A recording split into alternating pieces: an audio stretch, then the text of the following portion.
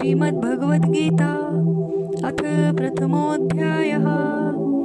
धृतराष्ट्र उवाच धर्मक्षेत्रे कुरुक्षेत्रे समवेतायुयुत्सवः मामकः पांडवाश्चैव किम अकुर्वत् संजय।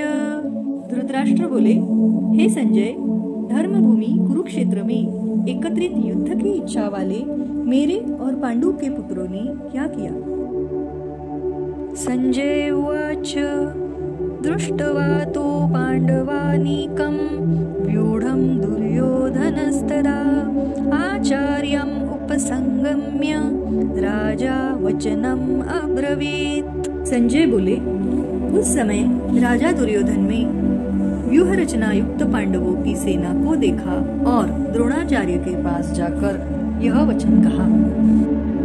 पश्यैतां पांडुपुत्राणाम् आचार्य महतीं च व्यूढां द्रुपदपुत्रेण तव शिष्येण धीमता।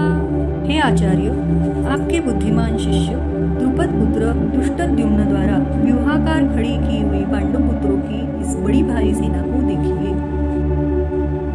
अत्र शूरा महिष्वास भीमार्जुन समायुधि युयुधानो विराटश्च द्रुपदश्च महारथ। इस सेना में बड़े बड़े धनुषों वाले तथा युद्ध में भीम और अर्जुन के समान शूरवीर सात्विकी और विराट तथा महारथी राजा द्रुपद, दृष्टकेतुश्चेकितानः काशीराजश्च वीर्यवान् पुरुजित् कुंतीभोजश्च शैब्यश्च नरपुंगवः। दृष्टकेतु और चेकितान तथा बलवान काशीराज पुरुजित, कुंतीभोज और मनुष्यों में श्रेष्ठ शैब्य, युधामन्युश्च विक्रांत उत्तमौजाश्च वीर्यवान् सौभद्रो द्रौपदेयाश्च सर्व एव महारथः। पराक्रमी युधामन्यु तथा बलवान उत्तमौजा, सुभद्रा पुत्र अभिमन्यु एवं द्रौपदी के पांचों पुत्र, ये सभी महारथी हैं। अस्माकं तु विशिष्टाये तान्निबोध द्विजोत्तम नायका मम सैन्यस्य संज्ञार्थं तान् ब्रवीमि ते। हे ब्राह्मण श्रेष्ठ, अपने पक्ष में भी जो प्रधान हैं उनको आप समझ लीजिए। आपकी जानकारी के लिए मेरी सेना के जो जो सेनापति हैं उनको बतलाता हूँ। भवान भीष्मश्च कर्णश्च कृपश्च समितिञ्जयः अश्वत्थामा विकर्णश्च सौमदत्तिस्तथैव च। आप द्रोणाचार्य और पितामह भीष्म तथा कर्ण और संग्राम विजयी कृपाचार्य तथा वैसे ही अश्वत्थामा विकर्ण और सोमदत्त का पुत्र भूरिश्रवा। अन्ये च बहवः शूरा मदर्थे त्यक्तजीविताः नानाशस्त्रप्रहरणाः सर्वे युद्धविशारदाः। और भी मेरे लिए जीवन की आशा त्याग देने वाले बहुत से शूरवीर अनेक प्रकार के शस्त्रास्त्रों से सुसज्जित और सबके सब युद्ध में चतुर हैं। अपर्याप्तं तदस्माकं बलं भीष्माभिरक्षितं पर्याप्तं त्विदमेतेषां बलं भीमाभिरक्षितं। भीष्म पितामह द्वारा रक्षित हमारी वह सेना सब प्रकार से अजेय है और भीम द्वारा रक्षित इन लोगों की यह सेना जितने में सुगम है। हयनेषु च सर्वेषु यथा भागम् अवस्थिताः भीष्ममेवाभिरक्षन्तु भवन्तः सर्व एव हि। इसलिए सब मोर्चों पर अपनी अपनी जगह स्थित रहते हुए आप लोग सभी निसंदेह भीष्म पितामह की ही सब ओर से रक्षा करें। तस्य संजनयन् हर्षं कुरुवृद्धः पितामहः सिंहनादं विनद्योच्चैः शंखं दध्मौ प्रतापवान्। कौरवों में वृद्ध बड़े प्रतापी पितामह भीष्म ने उस दुर्योधन के हृदय में हर्ष उत्पन्न करते हुए उच्च स्वर से सिंह की दहाड़ के समान गरज कर शंख बजाया। ततः शंखाश्च भैर्यश्च पणवानक गोमुखः सहसैवाभ्यहन्यन्त सशब्दस्तु मूलो अभवत्। इसके पश्चात शंख और नगाड़े तथा ढोल, मृदंग और नरसिंहे आदि बाजे एक साथ ही बज उठे। उनका यह शब्द बड़ा भयंकर हुआ। ततश्वेतैर्हयैर्युक्ते महती स्यन्दने स्थितौ माधवः पाण्डवश्चैव दिव्यौ शंखौ प्रदध्मतु। इसके अनंतर सफेद घोड़ों से युक्त उत्तम रथ में बैठे हुए श्री कृष्ण महाराज और अर्जुन ने भी अलौकिक शंख बजाए। पांचजन्यं ऋषिकेशो देवदत्तं धनंजयः पाण्ड्रं दध्मौ महाशंखं भीमकर्मावृकोदरः। श्री कृष्ण ने पांचजन्य नामक, अर्जुन ने देवदत्त नामक और भयानक कर्म वाले भीमसेन ने पाउंड्र नामक महाशंख बजाया। अनंत विजयं राजा कुंती पुत्रो युधिष्ठिरः नकुलः सहदेवश्च सुघोष मणिपुष्पकौ। कुंती पुत्र राजा युधिष्ठिर ने अनंत विजय नामक और नकुल तथा सहदेव ने सुघोष और मणिपुष्पक नामक शंख बजाए। काश्यश्च परमेश्वासश्च शिखंडी च महारथः दृष्टद्युम्नो विराटश्च सत्यकीश्चापराजितः। श्रेष्ठ धनुष वाले काशीराज और महारथी शिखंडी एवं दृष्टद्युम्न तथा राजा विराट और अजेय सात्यकी। द्रुपदो द्रौपदेयाश्च सर्वशः पृथिवीपते सौभद्रश्च महाबाहु शंखान् दद्मुः पृथक पृथक। राजा द्रुपद एवं द्रौपदी के पांचों पुत्र और बड़ी भुजा वाले सुभद्रा पुत्र अभिमन्यु, इन सभी ने हे राजन सब और से अलग अलग शंख बजाए। सघोषोधार्तराष्ट्राणां हृदयानि व्यधारयत् नभश्च पृथिवीं चैव तुमुलो व्यनुनादयन्। और उस भयानक शब्द ने आकाश और पृथ्वी को भी गुंजाते हुए धार्त राष्ट्रों के अर्थात आपके पक्ष वालों के हृदय विदीर्ण कर दिए। अथ व्यवस्थितान् दृष्ट्वा धार्तराष्ट्रान् कपिध्वजः प्रवृत्ते शस्त्र संपाते धनुरुद्यम्य पाण्डवः ऋषिकेशं तदा वाक्यम् इदमाह महीपते। हे राजन, इसके बाद कपिध्वज अर्जुन ने मोर्चा बांधकर डटे हुए धृतराष्ट्र संबंधियों को देखकर उस शस्त्र चलने की तैयारी के समय धनुष उठाकर ऋषिकेश श्री कृष्ण से यह वचन कहा। अर्जुन उवाच सेनयोरुभयोर्मध्ये रथं स्थापयामीच्युत। अर्जुन बोले, हे अच्युत, मेरे रथ को दोनों सेनाओं के बीच में खड़ा कीजिए। यावदेतान्निरीक्षेऽहं योद्धुकामानवस्थितान् कैर्मया सह योद्धव्यम् अस्मिन् रणसमुद्यमे। और जब तक कि मैं युद्ध क्षेत्र में डटे हुए युद्ध के अभिलाषी इन विपक्षी योद्धाओं को भली प्रकार देख न लो कि इस युद्ध रूप व्यापार में मुझे किन किन के साथ युद्ध करना योग्य है, तब तक उसे खड़ा रखिए। योत्स्यमानान् वीक्षेऽहं य एतेऽत्र समागताः धार्तराष्ट्रस्य दुर्बुद्धे युद्धे प्रियचिकीर्षवः। दुर्बुद्धि दुर्योधन का युद्ध में हित चाहने वाले जो ये राजा लोग इस सेना में आए हैं, इन युद्ध करने वालों को मैं देखूंगा। संजय उवाच एवमुक्तो ऋषिकेशो गुडाकेशेन भारत सेनयोरुभयोर्मध्ये स्थापयित्वा रथोत्तमम्। संजय बोले, हे धृतराष्ट्र, अर्जुन द्वारा कहे अनुसार श्री कृष्णचंद्र ने दोनों सेनाओं के बीच में उत्तम रथ को खड़ा कर इस प्रकार कहा। भीष्म द्रोण प्रमुखताः सर्वेषां च महीक्षितान् उवाच पार्थ पश्यैतान् समवेतान् कुरुनीति।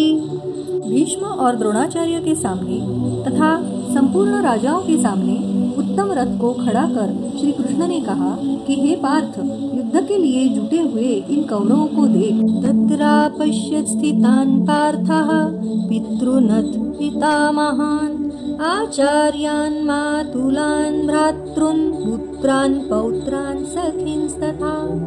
इसके बाद पृथापुत्र अर्जुन ने उन दोनों ही सेनाओं में स्थित ताऊ चाचों को, दादों और परदादों को, गुरुओं को, मामाओं को, भाइयों को, पुत्रों को, पौत्रों को तथा मित्रों को, ससुरों को और सुहृदों को भी देखा।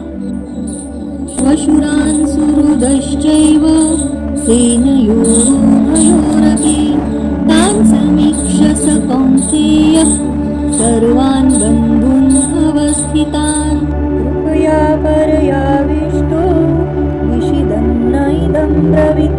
उपस्थित संपूर्ण बंधुओं को देखकर वे कुंतीपुत्र अर्जुन अत्यंत करुणा से युक्त होकर शोक करते हुए यह वचन बोले। अर्जुन उवाच दृष्ट्वेमं स्वजनं कृष्ण युयुत्सुं समुपस्थितम्। अर्जुन बोले, हे कृष्ण, युद्ध क्षेत्र में डटे हुए युद्ध के अभिलाषी इस स्वजन समुदाय को देखकर मेरे अंग शिथिल हुए जा रहे। सीदन्ति मम गात्राणि मुखं च परिशुष्यति वेपथुश्च शरीरे मे रोमहर्षश्च जायते। और मुख सूखा जा रहा है तथा मेरे शरीर में कंप एवं रोमांच हो रहा है।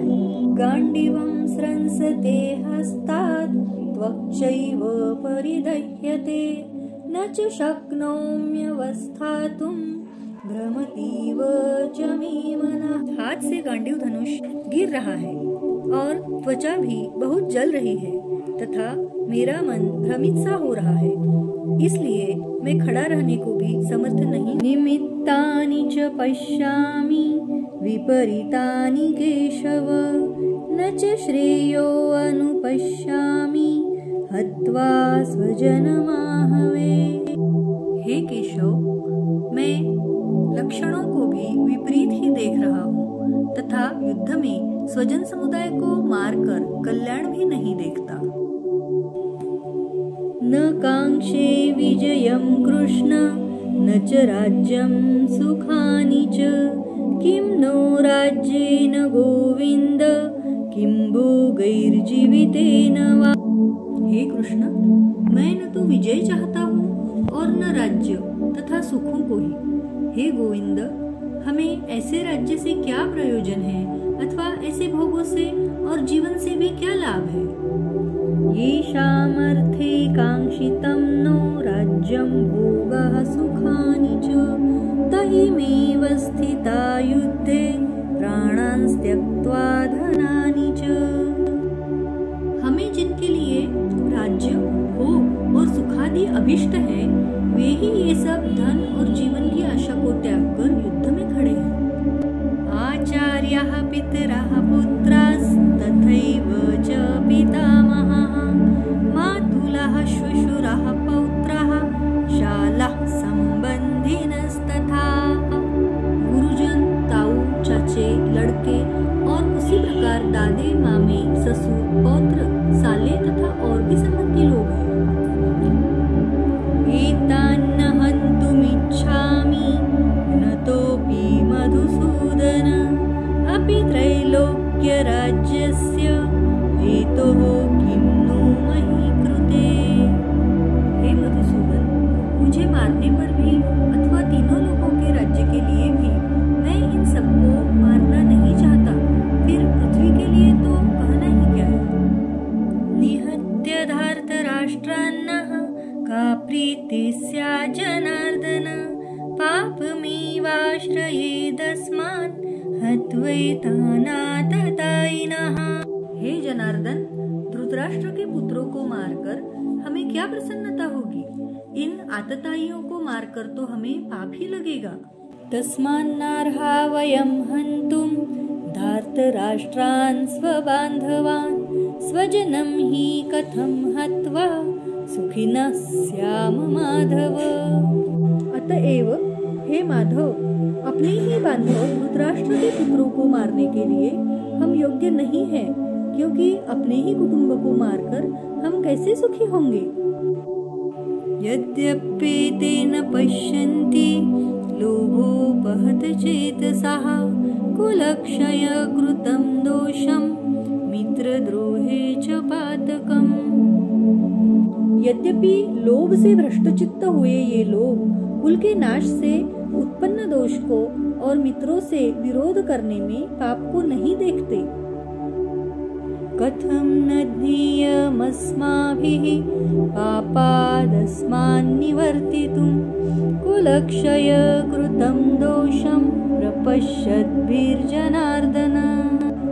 तो भी हे जनार्दन, कुल के नाश से उत्पन्न दोष को जानने वाले हम लोगों को इस पाप से हटने के लिए क्यों नहीं विचार करना चाहिए? कुलक्षये प्रणश्यन्ति कुलधर्मः सनातनः धर्मे नष्टे कुलं कृत्स्नम् अधर्मोऽभिभवत्युत। कुल के नाश से सनातन कुल धर्म नष्ट हो जाते हैं तथा धर्म का नाश हो जाने पर संपूर्ण कुल में पाप भी बहुत फैल जाता है। अधर्माभिभवात् कृष्ण प्रदुष्यन्ति कुलस्त्रियः स्त्रीषु दुष्टासु वार्ष्णेय जायते वर्णसंकर। हे कृष्ण, पाप के अधिक बढ़ जाने से कुल की स्त्रियां अत्यंत दूषित हो जाती है और हे वार्ष्णेय, स्त्रियों के दूषित हो जाने पर वर्णसंकर उत्पन्न होता है। संकरो नरकायैव कुलघ्नानां कुलस्य च पतन्ति पितरो हेषां लुप्तपिण्डोदक क्रियाः। वर्णसंकर कुल घातियों को और कुल को नरक में ले जाने के लिए ही होता है।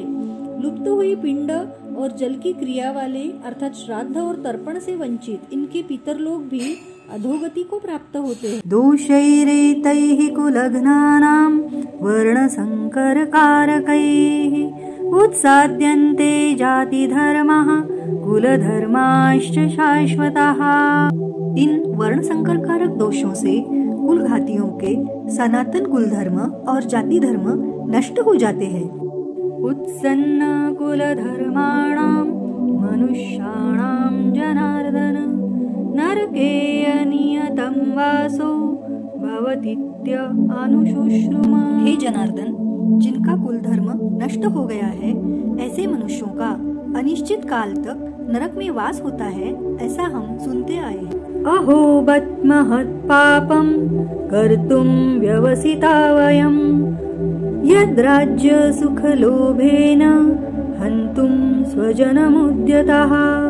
हाँ, हम लोग बुद्धिमान होकर भी महान पाप करने को तैयार हो गए हैं, जो राज्य और सुख के लोभ से स्वजनों को मारने के लिए उद्यत हो गए हैं। यदि माम प्रतीकारम् अशस्त्रं शस्त्रपाणयः धार्तराष्ट्रारणे हन्युस्तन्मे क्षेमतरं भवे। यदि मुझ शस्त्र रहित एवं सामना न करने वाले को शस्त्र हाथ में लिए हुए धृतराष्ट्र के पुत्र रण में मार डाले तो वह मारना भी मेरे लिए अधिक कल्याणकारक होगा। संजय उवाच एवं उक्त्वा अर्जुन संख्ये रथोपस्थ उपाविशत् विसृज्य सशरं चापं शोक संविघ्न मानसः। संजय बोले, रणभूमि में शोक से उद्विग्न मन वाले अर्जुन इस प्रकार कहकर बाण सहित धनुष्य को त्याग कर रथ में पिछले भाग में बैठ गए। ओम तत्सदिति श्रीमद्भगवद्गीता उपनिषत्सु ब्रह्म विद्यायां योगशास्त्रे श्रीकृष्णार्जुन संवादे अर्जुन विषाद योगो नाम प्रथमोऽध्यायः। श्रीकृष्णार्पणमस्तु।